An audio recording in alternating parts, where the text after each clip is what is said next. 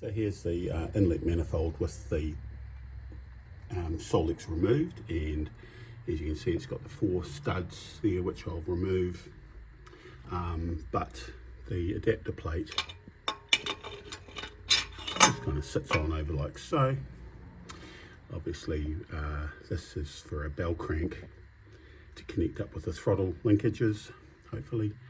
I've got some different studs to hold all of that down. And also there's this heat sink spacer here, phenolic spacer, which I'll clean up and fit that back on, hopefully, so it doesn't have any vacuum leaks. I'll clean the manifold here up as much as possible, just to prevent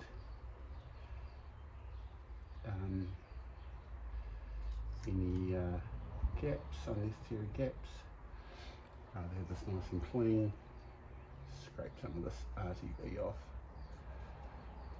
This probably should never have been there in the first place. Using some mineral turpentine, better for clearing off that RTV, old RTV, so that when we put the new gasket on there, it's got the best chance of sealing against the flat surface.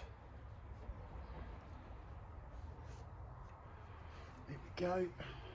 Clean that up a bit more. Pull these old studs out. Make sure that the new ones fit in properly.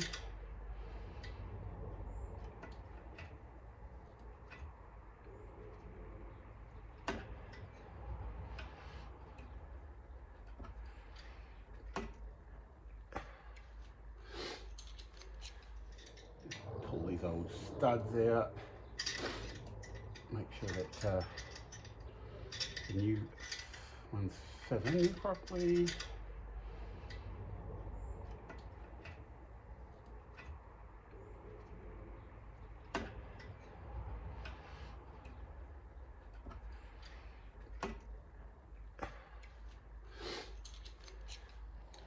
I don't know if you can see on this, but I've just given it a good sanding on both sides, just to remove any of the casting impurities or imperfections, and you can see it's made quite a difference. I'm just using a random orbital sander for this, with a bit of fine grit paper on the bottom of it, but just to help the gaskets out, I think it's probably worthwhile doing that. I've seen someone else do that and made kind of pretty good sense to me, so I'll carry on and do that a bit more, and then we're ready to fit the gaskets and adapter plate.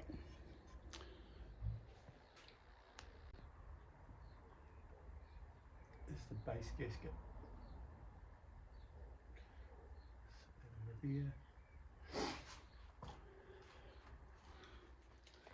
Spacer to go on top.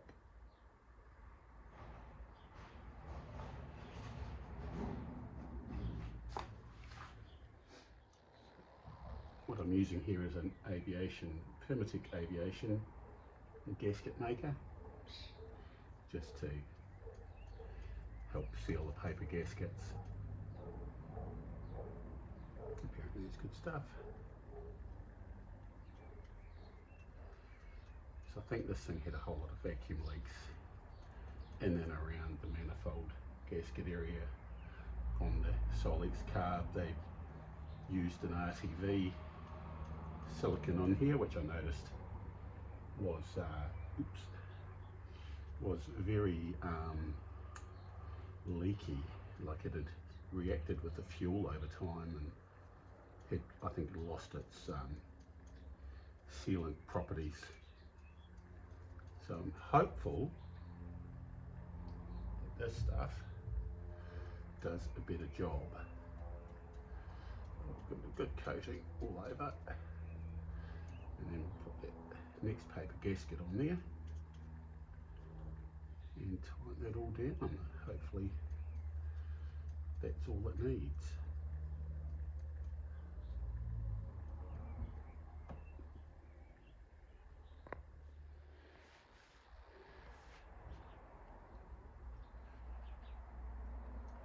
going to put this on both sides of all of the gaskets here, just because it's easier to do it now. Just put a thin layer on to the paper gaskets. Easier to do it now than have to deal with a potential vacuum leak later on and wish that I'd done it then. This stuff's good for, doesn't react with fuel, which is obviously quite important for an intake manifold gasket.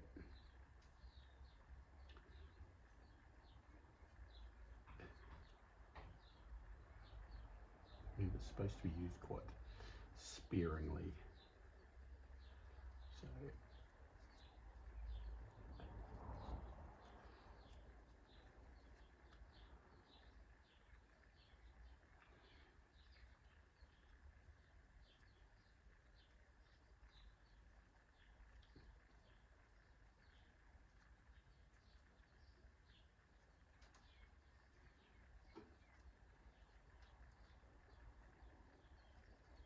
just helps seal it up.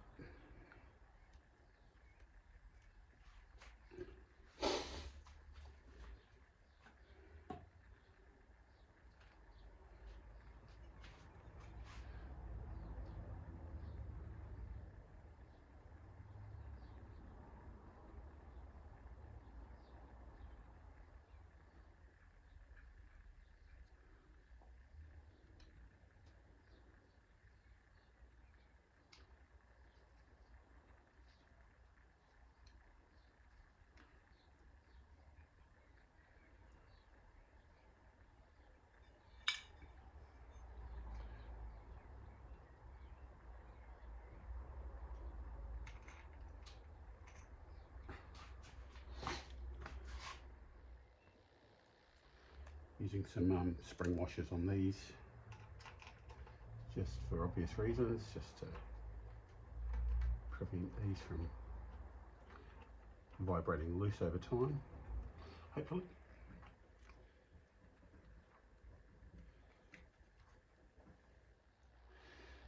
So as you can see, we've got the adapter plate on now, and just going to start fitting the studs for the carburetor to mount onto. And obviously I've got the sealant and gaskets, spacer gasket that'll go in here too. So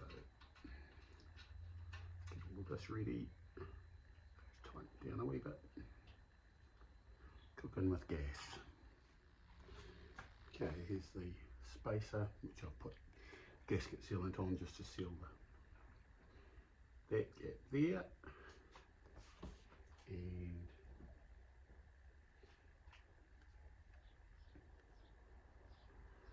put another layer on this surface. Once again, just a pretty thin layer. Just helps seal that gasket space.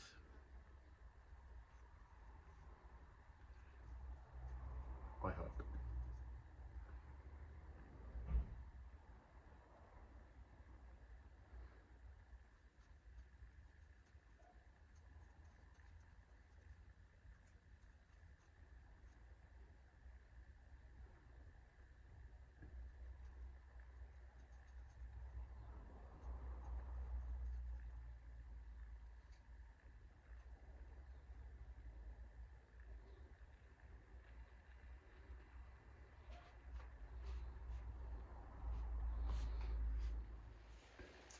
Okay, so what I've actually had to do is remove this spacer because it doesn't have the separation between the two chambers, which I think is pretty vital.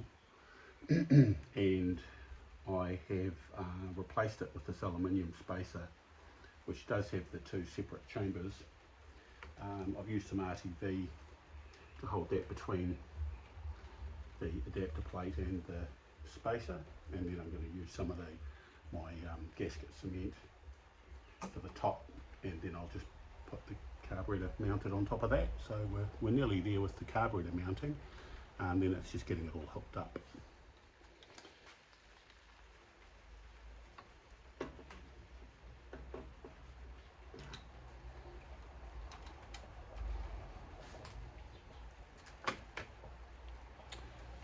Looks pretty good there.